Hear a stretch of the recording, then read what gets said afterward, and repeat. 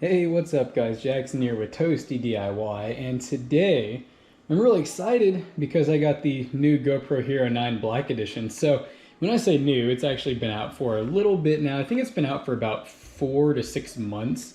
It's funny, I actually bought this GoPro I'm filming on now, which is the GoPro Hero 8 Black Edition. And I bought that like literally right before this came out. I honestly did not know this was coming out. And there's a few reasons why I wanted to upgrade. One is that we're actually going to use this camera here at the office, so not a big deal. You know, it's not like I have to sell it or waste it. So the other reason was because I do a good amount of, I guess you could say like a vlog style footage where I want to be able to do this, like, hey, how's it going, guys? But I can never tell if I'm in frame. And I know you're probably thinking, okay, GoPro has an app on the phone. Well, if I'm being 100% honest, I really don't enjoy using apps to control cameras and whatnot. You know, I've had drones and I've had cameras that are Bluetooth compatible and Wi-Fi compatible. And if I can, I'd much rather have a screen I can flip like on our DSLRs or a front-facing screen. And that's actually what this really, I would say probably my main difference is the fact that it has a front-facing camera. You still have a nice rear camera as well. A lot of people say, okay, he's going crazy over there. A lot of people say that the 8 versus the 9, there's not a lot of differences. You know, if you can get the 8 cheaper, just go ahead and get the 8. But I think there's quite a few key differences with this that really do make it worth it. Let's go ahead and start doing the unboxing. And as I unbox, I'll kind of talk about the differences I can think of off the top of my head. I did kind of go ahead and somewhat pre-unbox it. So off the bat, just on the front of here, one of the big differences you get is it does allow for 5K recording now, which is like absolutely insane. I don't think I'll be doing that, but you have the option. You still have the option for 4K 60, which is an option on the 8 as well. It says 20 megapixel on the camera. I did read online that this one has like a 23.8 megapixel camera, I think it is. So I don't know if that's correct or if maybe I read it incorrectly. Not really sure, but I thought I read that the Hero 9 is a slightly higher megapixel count. Aside from the higher resolution though, you know, you do get a larger screen on both sides because, like I said, the front normally has no screen on it. So you do have a screen here that's added. It's pretty small, but it's good enough to be able to, you know, hold a camera and see what you're doing. The back screen is actually about 16% bigger. The whole camera is actually bigger. It's not by like a massive amount. If I had to guess, I'd probably say it's about 20 to 25% bigger. Definitely weighs a little bit more compared to what I'm holding now. A really big added feature that they brought back is removable lens. So you can actually take this lens off again. With this camera here, GoPro literally said, if you scratch the lens or anything, you're just screwed. You have to send it in and they'll, I think they'll literally just send you a new one or something if it's under warranty. So that part really sucked about this camera. But this one you can actually get different lenses for, which is pretty cool.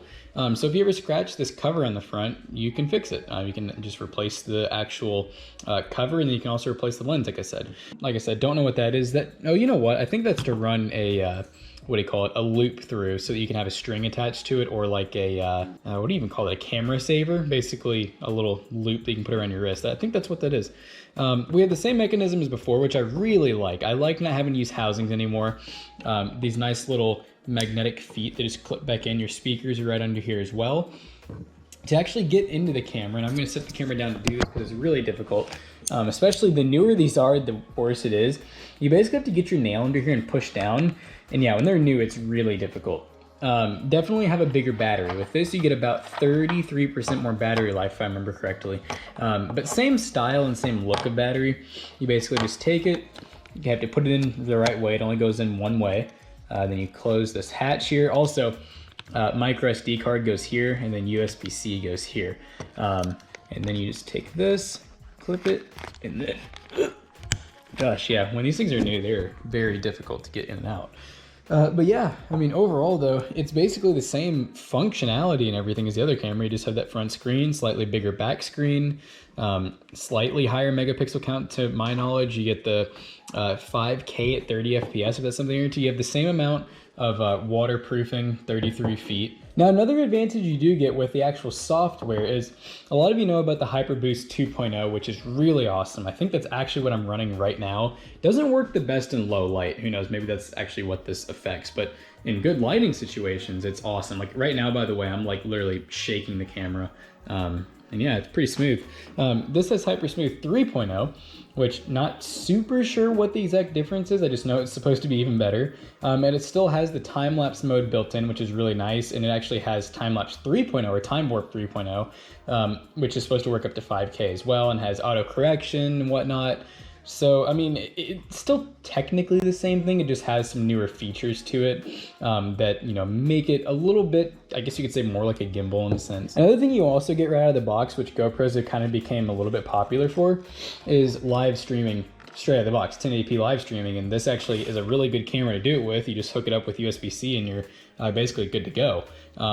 You know, Matt actually uses DSLRs at the office with capture cards, which, you know, is obviously probably gonna look a little bit better than this, but with this, out of the box, you need a single cable, and you also get the option to go widescreen and do all kinds of crazy things with it, and still have a really high megapixel count too, to where it looks good.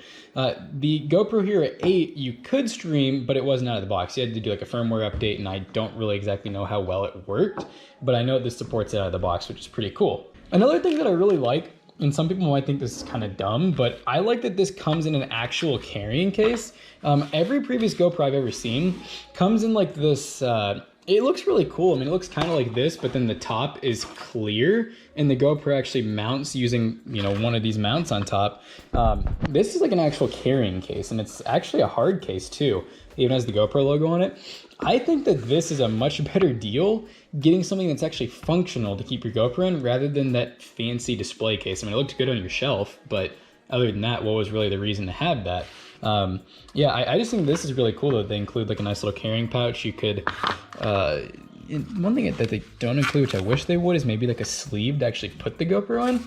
I mean, it's not like it's a big deal, but I feel like if you're gonna have a case, like a hard case like this, include a small like mesh sleeve to be able to put the GoPro in so that it's safe. But yeah, I mean, overall though, I am gonna be doing a separate video actually comparing the GoPro Hero 8 and the GoPro Hero 9. This is literally just supposed to be kind of an unboxing and just talking about some of the software and everything. Let's actually go ahead and turn it on as well. I should probably do that for the video, right? So just like before, holding the power button, you get some beeps and some bloops. I'm gonna go ahead and set the camera down here because we're gonna peel off some of this film. And I did peel off some of this stuff previously, by the way. There was a little bit more protecting over this, so don't worry about that. Okay, you have some legal stuff. I'm not too worried about that. Yeah, we'll do the app later. We'll do the date. Okay, we have to do the date. All right, so it's actually on now. It's just it's automatically sets it to 1080p 60. And sorry, this probably looks pretty bad on GoPro footage, but wow, only 25% battery charge so far. I need to get it hooked up to an actual power brick. I had it charging on my computer for about 30 minutes, and I assume the battery probably comes almost dead, but yeah, I mean, you can definitely see the screen size difference because I'm looking at it through this. This is the 8 right here, and this is the 9, and it's overall just a bigger camera. It literally feels like they just scaled everything up, so. Yeah, I mean, that's pretty much all I'm gonna go over for this video, because I mean, a lot of the actual features are about the same. Oh, this is cool. I don't know, I almost forgot to even show you guys this part. But yeah, it's not super smooth or anything, but it doesn't need to be. This is really just to see your angles and everything and make sure you're recording the right thing when you get it set up.